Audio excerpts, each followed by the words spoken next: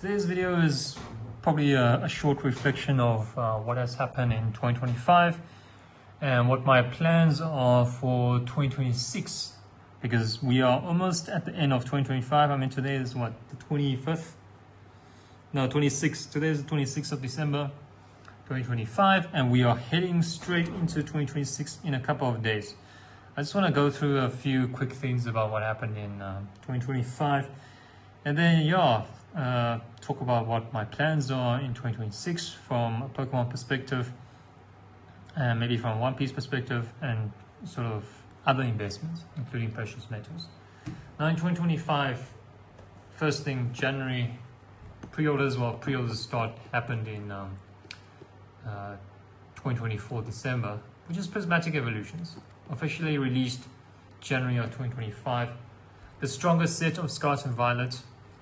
I know people are saying, what about 151 Paldean Fates? They also strong sets, relatively strong sets, especially 151 with the Nostalgia, Paldean Fates with the Bubble Mew and a few strong cards. But they don't come close to Prismatic Evolutions. Set value currently around 4,000, I think it's 4,200, which is by far the highest set value out of all the sets in Scarlet and Violet. This is obviously including the specialty sets and also the main sets. Distant Rivals, Paldean Fates, 151 are still relatively strong sets, and I think they're going to do well, but Prismatic Evolutions will probably perform the best in the future once reprints are done. And what I have here is a sealed normal ETB. The Pokemon Center one is stored away at the moment. Right now, a sealed ETB is $100 or just 110, probably even below 100. And there's tons of reprints, Prismatic Evolutions. You can get it in most places, and it definitely has been putting selling pressures on Prismatic Evolutions, forcing it to not break $150. But I think once reprints are done and more sets come out, Pokemon will have to shift its attention to other sets, and Prismatic Evolutions will then have its time to shine. The Pokemon Center ETB is $300 at the moment, also getting hit by the slowdown of Pokemon market these days. Yeah, it's just across the board. Most singles, seal products have been coming down quite a bit. But yeah, it's just a cycle, People move on to other things, just general cycle. People start taking profits, etc., etc. And then One Piece. One Piece just came out of nowhere. Well, not really nowhere, I suppose. It is a very popular IP, very popular anime. Definitely tons of fans, and it's been doing extremely well. What I have here is this OP5 booster box. Unfortunately, it's an empty one because I opened one by mistake, pulled nothing, and now it's a $700 to $800 box. Big regrets, but yeah, it is what you get, trying to chase off to that Gear 5 Luffy. But I had fun. I had fun opening that box. It didn't pull anything great. I think if you add all the cards together, it's less than $100. But nonetheless, One Piece has been making its moves, especially with OP13. That set has just been going very strong. So yeah, we just talk about a few highlights, and then probably the last thing I'm going to mention is just silver and other precious metals. Gold and silver have been doing extremely well this year, but silver in particular, just this year, has moved up more than 100%, probably close to 200%, if I'm not mistaken. Yeah, it's like 100 and something percent. I've been monitoring it quite some time. Haven't really went in. I just had a few ounces from when I got these a couple of years ago. But now, yeah, it's making huge moves. I've also started monitoring it closely this year. Well, towards the end of this year. And yeah, I'm just gonna keep on monitoring. I think just today it broke $75 and almost trying to break $76 per troy ounce. And yeah, it's definitely making moves in 2026. I think it's gonna make bigger moves. Triple digits, definitely not out of the question. Will it do it by the end of this year? Who knows? But yeah, there's a very high chance of it breaking three digits next year. But again, none of this is financial advice.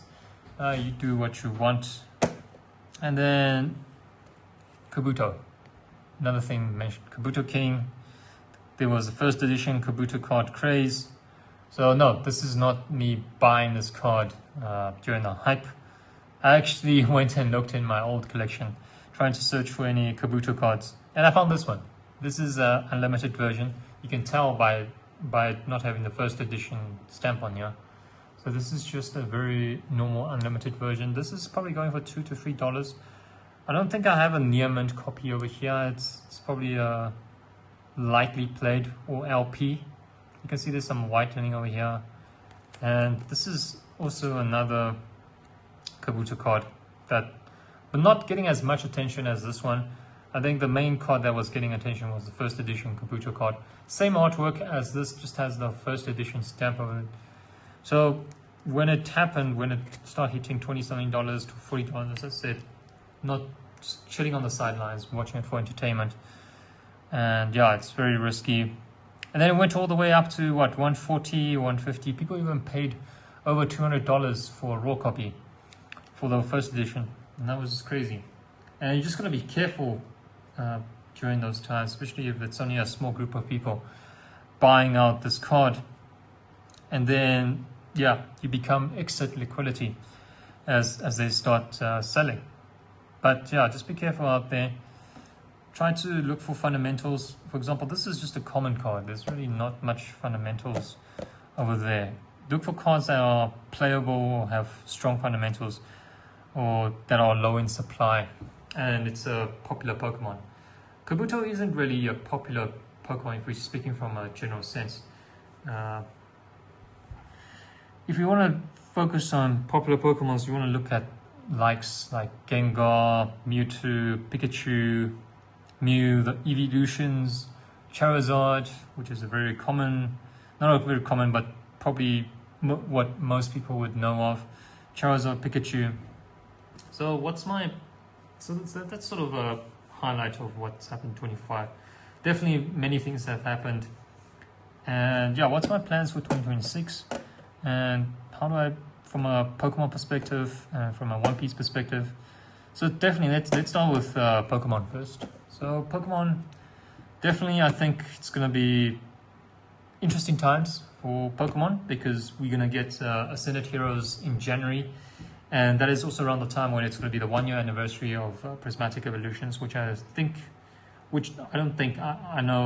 I believe is the strongest set of Scarlet and Violet.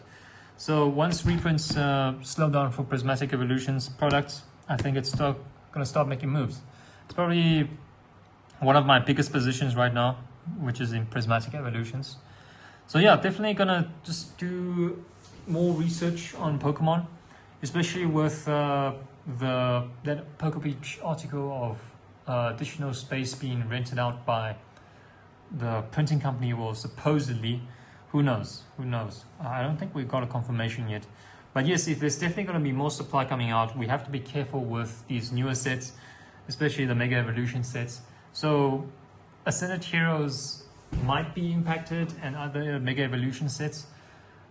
So definitely do more research. I don't think the only change that I'm going to make is I'm not going to go in with a set amount every set. I'm probably going to do more research this time and only enter stronger sets. For example, in hindsight, I probably should have skipped Phantasmal Flames. Okay, in hindsight. But I still got a few booster boxes and some ETBs. And it is one of my smallest positions. But nonetheless, if I see that a set is doing really poorly in 2026, i.e. there's no chase cards, I'm not even going to buy a lot and not even buy my set amount. I'm probably gonna reduce my amount considerably for very weak sets. I might just get, you know, one booster box or one ETB, just just to have it there and then open some packs. That's really my strategy. And maybe for stronger sets where I think something like Ascended Heroes, I'll then probably go with my set amount that I set for 2025. But for weaker sets, I'm pulling back and not entertaining those sets. And my focus will probably be again focused on booster boxes for main sets. And then let's just pull these two Kabuto cards to my frame. Let's put Prismatic. And then ETBs for specialty sets. That's really my main focus. I'll be tempted with some collection boxes if it's an extremely strong set and has a strong promo code. For Ascended Heroes, I focused primarily on ETBs, probably getting a few ancillary products here and there just to open. But ETB is probably going to be my main hold. And yeah, that's really my strategy for Pokemon. And really, as always, I mentioned that you must always budget properly. And going into 2026, I need to increase my emergency fund. Right now it's very low, so definitely something I want to build up before I enter into more Pokemon or other TCG products. So that's also going to be one of my main focus. So less so into Pokemon products, more so into building, you know, an emergency fund. Okay, so that's really from a Pokemon perspective. So we can expect around one set every 2 months. So that's around 5 to 6 sets that we can expect in Pokemon. And yeah, in summary, I'm just going to do a lot of research. Stronger sets, I'll enter with my initial set amount. And then weaker sets, I'm just going to pull back. And next year is also going to be exciting because it's the 30th anniversary. So definitely interested to see what products are released next year. And yeah, definitely 30th anniversary. I think it's going to be very popular. It's going to attract attention back, gain attention back again into the Pokemon TCG. Just to reflect on some poor decisions. I have to say, hindsight of which 2020. Looking at the Moltres and then Mega Charizard UPCs, I mean, locally, the retail price that we get is already higher than MSRP. However, I still wanted to get a position, so I entered. Despite knowing that, you know, the construction of those UPCs are actually not strong. And the price I paid probably wasn't a wise decision in the short term. So hindsight, you're really just gonna trust your judgment a bit more. If you think a product is really not gonna do well in the short term, just be okay with missing out. Okay, now moving on to One Piece. One Piece has been making huge movements recently. So with the reduction of funds into weaker sets from Pokemon, I'll probably start to deploy some funds into OP products, One Piece. And I'm also gonna do more research on One Piece, especially on those stronger sets from Bandai, especially sets like OP13. And weaker sets, I'm also gonna just skip. For example, if we're just looking at OP14 right now, the 7 Lords, don't think it's a strong set just by the look of it. TCG player already, around $200, which I think is hype. Once the set comes out, supply comes out, I think it's going to drop. But again, anything can happen right now. People are just buying random OP products at the moment. I'm going to look for 3 things when I'm looking at One Piece sets. Firstly, similar criteria that I look when I look at Pokemon sets. I'm going to look at the theme. You know, does it have a strong theme? Normally, if it has, you know, Luffy, that's gotta have some, you know, at least something going for the set. So I'm gonna look for that. Look for Warlords. I mean, you know, OP14 was a good one. It's got the Warlord's theme, but they didn't capitalize it. There's no manga rares for, you know, all the Warlords. I think just for Hawkeye, I think. One of the manga rares. So they didn't really capitalize on that. And then secondly, I'll look at the artworks. If it's got great artworks, it's going to attract collectors. So that's also going to look at. Artwork is subjective, but I think, you know, everyone can agree in general in most cards, especially the chase card. So if the chase card looks good, I think it's generally a positive. And then lastly, pull rates. You've got to look for cards that are hard to pull. So if pull rates are difficult, it really helps with the set. And yeah, that's really what I'm going to look for when I get one piece. And then lastly, let's talk about silver. So silver is making big movements. Definitely going to monitor silver. I'm still thinking about whether to go into physical silver, or maybe ETF.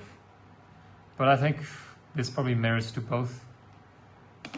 And I'll start looking at some silver ETFs or even some mining stocks, do a bit more research, and then yeah, that's really my plan for 2026.